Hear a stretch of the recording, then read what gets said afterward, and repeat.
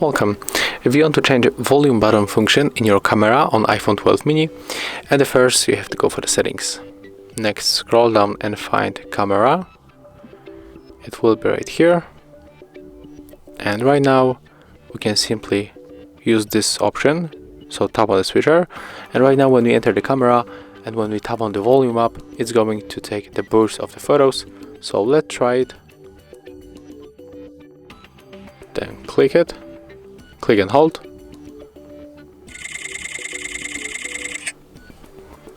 And as you can see right now, here we got the 20 photos by clicking and holding the volume up button.